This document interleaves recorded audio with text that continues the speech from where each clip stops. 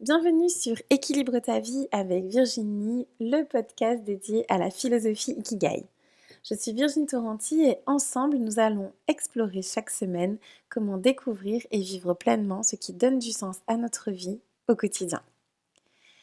Alors l'Ikigai est une philosophie qui est tout d'abord liée à une émotion, la joie. Nos émotions, bien qu'elles puissent nous dérouter, elles ont des messages à nous délivrer. Alors on va prendre un petit instant pendant cet épisode pour les revisiter ensemble. Une émotion, elle n'est pas faite pour rester. Une émotion, elle n'est pas faite pour qu'on s'identifie à elle. Elle est là pour délivrer son message et s'en aller.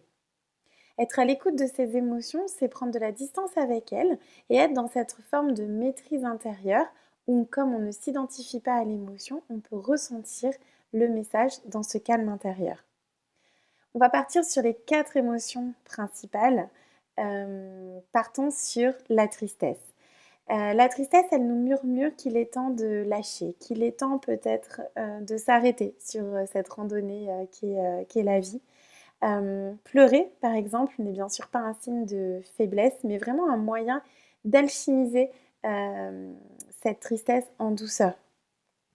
Pleurer, mais également marcher, écrire un poème, danser sa tristesse, tout ce qui va nous permettre de se laisser traverser par elle.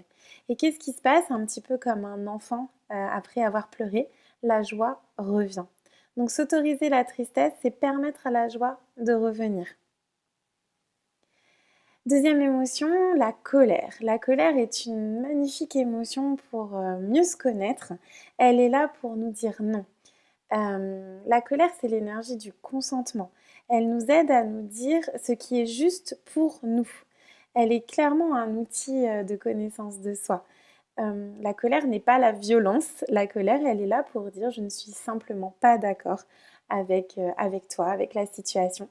Et donc, si on reprend cette métaphore de la randonnée, si vous ressentez de la colère à l'idée d'aller à droite, c'est qu'il ne faut peut-être pas aller à droite.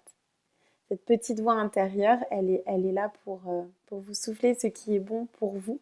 Et vos émotions sont là pour vous délivrer un petit peu des balises, des messages pour mieux entendre cette petite voix.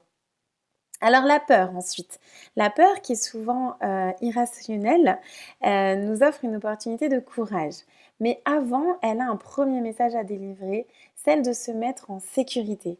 Encore une fois, que la peur soit rationnelle ou pas, son premier message est mets-toi en sécurité. Imaginons que vous rencontriez sur le chemin un serpent venimeux. Merci ma peur de me dire de me mettre en sécurité car je risque de me faire mordre. Une fois en sécurité, il arrive que pour autant, on continue de ressentir de la peur. Imaginons un petit enfant qui décide d'apprendre à faire du vélo. Il est en sécurité, il a un casque, on lui apprend à faire du vélo sur un chemin qui n'est pas en pente, sans trop de cailloux. Et pour autant, la peur est là. Alors, il est intéressant de dialoguer avec cette peur. Prendre un petit moment avec elle et lui demander ce qu'elle veut nous dire. Il est possible que dans ces moments-là, le message de la peur traduise nos plus grandes envies. Un peu comme ce petit garçon en sécurité qui a peur mais qui a envie. Et dans ces cas-là, le message de la peur, c'est du courage, c'est l'audace. On pense souvent que le contraire de l'amour, c'est la haine, mais le contraire de l'amour, c'est la peur. Donc, oser aller vers ses peurs, c'est grandir en confiance en soi, c'est grandir en amour. Bien sûr, toujours en étant d'abord en sécurité. Et donc, dernière émotion, la joie, cette lumière intérieure qui nous dit tout simplement tu es sur le bon chemin, continue. Quand on ressent de la joie, c'est vraiment l'énergie de la célébration, de la gratitude. Elle nous invite à la suivre. C'est vraiment cette petite lueur, cette grande lueur qui est là pour nous dire tu es sur le bon chemin. Donc chaque émotion qui nous traverse délivre un message puis s'en va. Si nous les enfouissons, elles crieront de plus en plus fort. Cultiver son ikigai, c'est d'abord apprendre à écouter ses émotions pour naviguer avec plus de clarté. Sans oublier que plus on s'autorise à les ressentir, plus la joie et la paix intérieure peuvent prendre toute leur place.